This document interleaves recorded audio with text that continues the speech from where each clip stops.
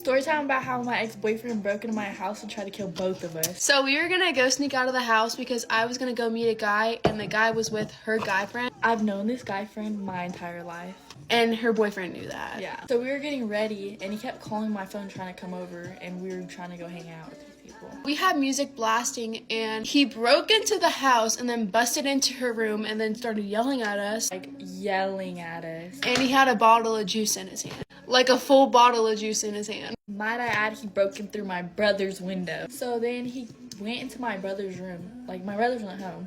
He went to my brother's room and was just sitting in there for a while. And we were about to leave. Like, we were supposed to be leaving. And he was just sitting in my brother's room. Oh, basically, we were going to leave him there because we already had plans and we were supposed to be out of the house by now. Literally had to meet people and they were just sitting there while we were dealing with him. We were about to go out my window.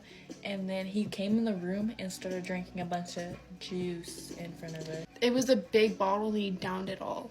Right in front of us. Right in front of us. And we kept telling him to go home too because he lived like right next to her house. So we ended up not meeting these people and we just stayed in her bed while he was sitting in her bed. So then we were gonna go to my brother's room because we were like done with him. Like he was acting like crazy, like he was getting crazy. So we were gonna go to my brother's room because I don't have a lock on my door, but my brother does and he wasn't home. So then he grabbed me by the throat and threw me on the bed. So then I was scared, so I went to the corner. But then he was so freaking not in the right state of mind.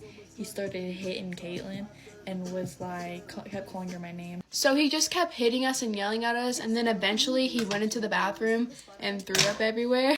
Like literally everywhere. So basically at this point he had poisoning. If you know, you know. He came in my room and laid on my bed and would not move or get up or go home at all. And my parents were on their way home. So at that point I told him to leave, like fine. I was like, actually you need to go home, and then he smacked me across the face.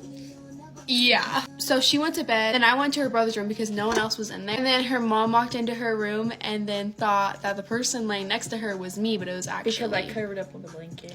So yeah. So then my brother came home, and he's a real one, so he helped us drag him outside. And he ended up going home, and then he acted like nothing happened after that day. And that he wasn't in the wrong for nothing.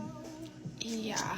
Might we add, he was older than us. So yeah, basically that's our story time on what happened. This is our story time about why we're never gonna speak to a man again. Yep. Thank you guys for watching. I love you guys so much. Bye. Bye. Bye.